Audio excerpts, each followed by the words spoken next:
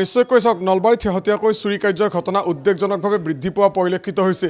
শেহতীয়াকৈ নলবাৰী জিলাখনত ৭০টাৰো অধিক চুৰি কাৰ্যৰ যি ঘটনা সেই ঘটনা বৃদ্ধি পোৱা দেখিবলৈ পোৱা গৈছে। কালি নিশাৰ ভাগতো নলবাৰী জিলাখনৰ যি বিহামপুৰ শিমলীয়া দুটাকৈ মন্দিৰত চুৰি কাৰ্য সংঘটিত হৈছে। কেৱল মন্দিৰতে নহয়, ব্যক্তিৰ ঘৰতো আচলতে বিভিন্ন চুৰি কাৰ্য সংঘটিত হৈছে। আৰু ইতিমধ্যে মই উল্লেখ কৰিছোঁ যে বিগত দিনসমূহত প্ৰায় বিগত ৩০টাকৈ দিনত ৫০টাৰো অধিক গৰু চুৰিৰ ঘটনা নলবাৰী জিলাখনত সংঘটিত হৈছে। আৰু এই ক্ষেত্ৰত নলবাৰী আৰক্ষীয়ে চুৰ কৰায়ত্ব কৰাৰ ক্ষেত্ৰত সম্পূৰ্ণৰূপে ব্যৰ্থ হোৱা বুলি ক'ব লাগিব। যদিও দুই এটা চুৰি কাৰ্যৰ ঘটনাৰ যিসকল মূল ব্যক্তি বা চুৰ নলবাৰী আৰক্ষীয়ে কৰায়ত্ব কৰিবলৈ সক্ষম হৈছে, কিন্তু অধিকাংশ চুৰি কাৰ্যৰ সৈতে জড়িত ব্যক্তিকে এই পৰ্যন্ত আচলতে নলবাৰী আৰক্ষীয়ে কৰায়ত্ব কৰিবলৈ সক্ষম হোৱা নাই। বৰ্তমান যি স্থানত উপস্থিত আছোঁ এয়া হ'ল এটা অনন্ত মন্দিৰ, আৰু এই মন্দিৰটোতো নিশাৰ ভাগত চোৰে লুটপাট চলোৱা পৰিলক্ষিত হৈছে। আৰু ইয়াৰ দানপাত্ৰকে ধৰি বিভিন্ন সা সামগ্ৰী আচলতে চোৰে লৈ উধাও হৈছে। আৰু এই মন্দিৰটোৰ পৰা মাত্ৰ কিছু নিলগত থকা আন এটা মন্দিৰ, কালী মন্দিৰ, সেই মন্দিৰটোতো আচলতে চোৰে উপদ্ৰৱ চলাইছে, বিভিন্ন সামগ্ৰী লৈ তেওঁলোক ইয়াৰ পৰা আঁতৰি গৈছে নিৰ্বিঘ্নে। আৰু এই মুহূৰ্তত দেখিবলৈ পোৱা গৈছে আৰক্ষীয়ে আহি উপস্থিত হৈছে, আৰক্ষীয়ে গোটেই বিষয়টো তেওঁলোকে চাইছে। কিন্তু আটাইতকৈ ডাঙৰ কথাটো হ'ল যে নলবাৰী জিলাখনত যি শেহতীয়াকৈ উদ্বেগজনকভাৱে চুৰি কাৰ্য বৃদ্ধি হোৱা পৰিলক্ষিত হৈছে, আৰু এই চুৰ কৰায়ত্ব কৰাৰ ক্ষেত্ৰত নলবাৰী আৰক্ষী ক'ৰবাত নহয় ক'ৰবাত যেন বাৰুকৈ ব্যৰ্থ হৈছে। মই ইতিমধ্যে কৈছোঁ যে আৰক্ষীয়ে দুই এটা চুৰি কাৰ্যৰ সৈতে জড়িত হোৱা ব্যক্তিক কৰায়ত্ব কৰিছে হয়, কিন্তু অধিকাংশ চুৰি কাৰ্যৰ আচলতে কোনো ধৰণৰ সংসূত্ৰ আৰক্ষীয়ে উলিয়াবলৈ সক্ষম হোৱা নাই। অকণমান মন্দিৰ কমিটিৰ বিষয়ববীয়াসকল আছে। প্ৰথমে ইয়াৰ যিগৰাকী আচলতে মন্দিৰৰ নিয়ম মাফিক যিখিনি কাম, সেই কামখিনি কৰা যিগৰাকী ব্যক্তি আছে, আপোনাৰ ওচৰলৈ আহিছোঁ। কি চুৰি হ'ল কালি?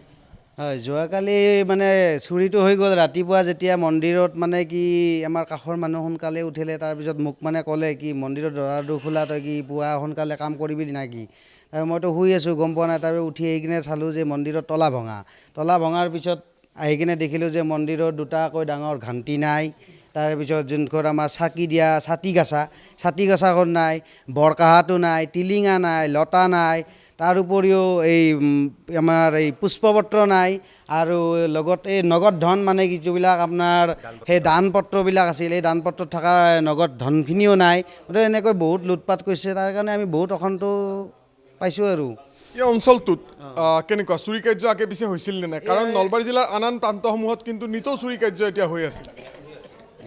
ইয়াত অনন্ত মন্দিৰত আমি জনাৰ পৰা এয়ে প্ৰথম। গাঁওখনত বা আপোনাৰ দাঁতি কাষৰীয়া অঞ্চলসমূহত গাঁওখনতো আগতে আমাৰ ঘৰে ঘৰে গৰু আছিল। এতিয়া মানে কি আমাৰ কাৰো ঘৰত গৰু নাই, গৰু চুৰ মানে এইটো আছেই। শেহতীয়া ধৰক ৩০-৪০ দিনৰ ভিতৰত এই অঞ্চলটোত, এই গাঁওখন বা ইয়াৰ দাঁতি কাষৰীয়া অঞ্চলসমূহত চুৰি কাৰ্য হৈছে নে? শেহতীয়াকৈ আমাৰ গাঁওখনত হোৱা নাই ৩০-৪০ দিনৰ ভিতৰত।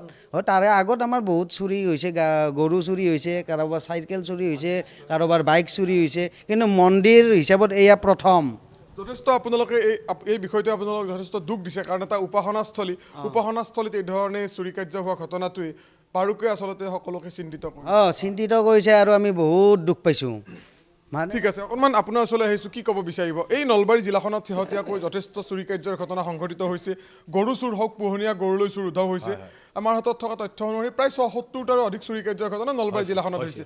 গতিকে এই চুৰ কৰায়ত্ব কৰাৰ ক্ষেত্ৰত আৰক্ষী কিন্তু বাৰুকৈ বিফল হৈছে। দুই এটা চুৰি কাৰ্যৰ চুৰ আৰক্ষীয়ে কৰায়ত্ব কৰিছে, কিন্তু অধিকাংশই তেওঁলোকে কৰায়ত্ব কৰিব পৰা নাই। হয়, আমি এইটো কথা ক'ব লাগিব যে আমাৰ প্ৰশাসন বিভাগৰ মানুহে আৰু তেখেতসকলৰ তাকৰো ষ্টাফটো, গতিকে চাইডে দিব লাগে এইটো পহৰাটো, গতিকে তেখেতসকলৰ অসুবিধা হয়।